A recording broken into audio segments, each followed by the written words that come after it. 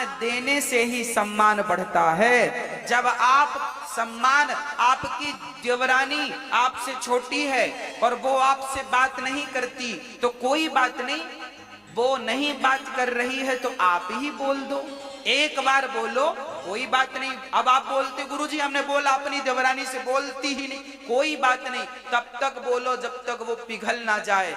याद रखना, आपका स्वभाव ऐसा होना चाहिए कि आपका स्वभाव दूसरों को प्रेरणा दे के देखो। वो भले नहीं बोलती पर ये बार बार तब तक बोलो जब तक वो बोलने लग जाए। हाँ, पत्थर भी पिघल जाता है तो आप क्यों नहीं अपने स्वभाव, अपने व्यवहार से अपनी जिठानी को, देवरानी को पिघला लेती। अरे इंसान को ना पिघला सके तो भगवान को क्या पिघला सकोगे।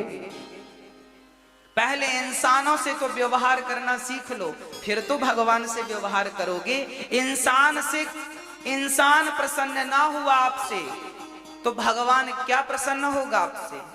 इसलिए पहले आप अपनी व्यवहारिकता से इंसानों को प्रसन्न कर लीजिए। व्यवहार बड़ा नम्र होना चाहिए, बड़ा सरल होना चाहिए। जिठानी नहीं बोल रही है, बोलो बोलो, रोज बोलो, दीदी कैसी हो, दीदी कहां से आई, क्या हो रहा है, पूछो। नहीं बोल रही, कब तक नहीं बोलेगी। अरे पत्थर भी घिस जाता है रस्सी के घर्षण से, तो कब तक नहीं बोलेगी। जब तक नहीं बोले तब तक बोलो ना। बन जाओ ना छोटे थोड़ी दिन के लिए, क्या घट रहा है। क्या तुम्हारा कद छोटा हो जाएगा, पद छोटा हो जाएगा, तुम्हारी बेइज्जती हो जाएगी क्या। हाँ, सम्मान ही बढ़ेगा। झुकता वही है जिसमें जान होती है, अकड़ खास मुर्दे की पहचान होती है। जो झुकना जानता है वही सच्चा व्यक्ति है, इंसान है। इसलिए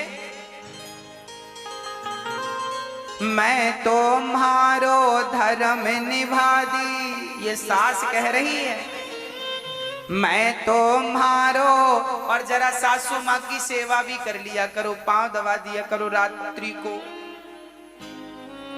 कल हमारे पास एक मैया जी आई, वो पहले यहीं 1 महीना रही हैं और फिर उन्हें लगा कि शायद कथा सुन के मेरी बेटी, मेरी बहू बेटा शायद सुधर गए हो। तो देखो माँ का मन तो नहीं मानता ना, तो माँ फिर यहाँ से चली गई अपने मन से कि जा रही हूँ मैं, बेटों से मिल के आऊंगी। 1 महीना यहाँ रह के गई कि चलो शायद बेटा बहू में कोई परिवर्तन हुआ हो।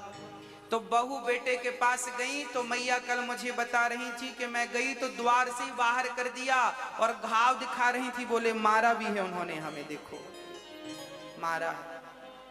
यही है वो मैया, फिर आई है वापस यही। देखो माँ का दिल तो नहीं करता ना, बच्चों से कितने दिन दूर रहेंगी। बच्चे निर्दयी है, माँ थोड़ी निर्दयी है, बच्चे निर्दयी हैं। माँ का दिल तो बार बार मिलने का करता है। तो माँ जाती भी है, तो कल गई थी तो भगा दिया बेटों ने। एक माँ और कल आई, अभी यहीं बैठी होंगी कहीं। वो मैया हमसे बोली हमारे 3 बेटे हैं और 3 बेटे हैं और तीनों बेटे हमसे, बहुएं हमसे बड़ा काम कराती हैं। घर का झाड़ू पोंछा बर्तन, अपने भी कपड़े धुलवाती हैं। और वो बूढ़ी मैया बड़ी बुजुर्ग हैं, बोली गुरुजी हमसे किया नहीं होता। अरे एक बहू की तो कर भी लें, जिसके घर जाती हैं वही काम करवाती है।